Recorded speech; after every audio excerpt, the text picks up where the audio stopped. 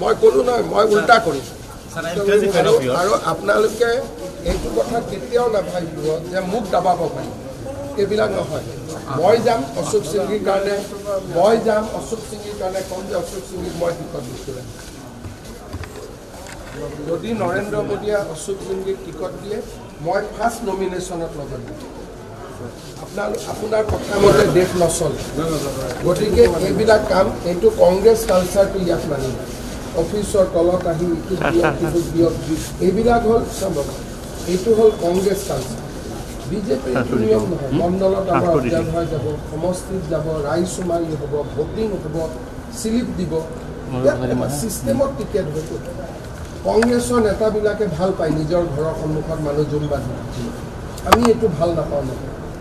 ইয়াতে আমাৰ অবজাৰ্ভাৰ যাব, বহিব বিলাসীপাৰাত, মানুহক মাতিব, শ্লিপ ল'ব, ভোটিং ল'ব, যি ল'ব, লৈ ডিষ্ট্ৰিক্টত আহিব, ডিষ্ট্ৰিক্টৰ পৰা ষ্টেটত যাব, ষ্টেটৰ পৰা চেণ্ট্ৰেল পাৰ্লিয়ামেণ্টাৰী বৰ্ডত যাব।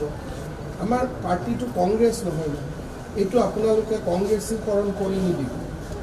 এই এটা গ্ৰুপ বান্ধি ল'ব, যোন আহিব তাক ঘেৰাও কৰি ধৰিব, এইবিলাক নকৰিব। এইবিলাক কৰিলে মনটো দিনটো ইলেকশ্যন কেম্পেইন কৰি আহে, মানুহবোৰ চিন্তাত আহে। আপোনালোকে এনেকৈ এতিয়া যদি মই আপোনালোকক এটা এটাকৈ নাম সোধোঁ, কিবা কাহিনী ওলাব, এইটো নকৰিব। কাৰণ এইটো কিবা ক'ব আছে, দিলীপ শইকীয়াৰ ৰুমত যাওক, এপইণ্টমেণ্ট লওক, দিলীপ শইকীয়াক ধুনীয়াকৈ 10টা কথা কৈ থৈ আহক।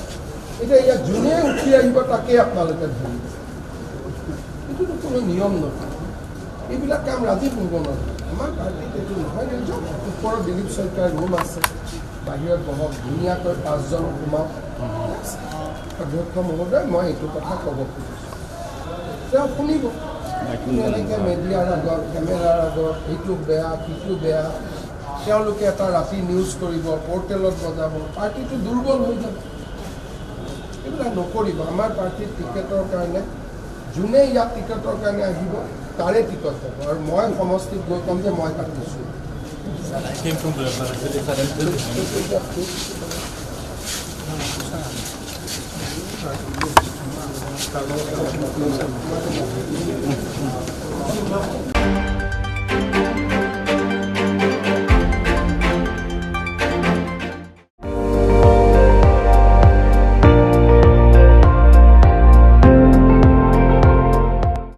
আপুনি চাই আছে ND24, সৰ্বশ্ৰেষ্ঠ নহয়, সৰ্বোত্তমৰ দৌৰত।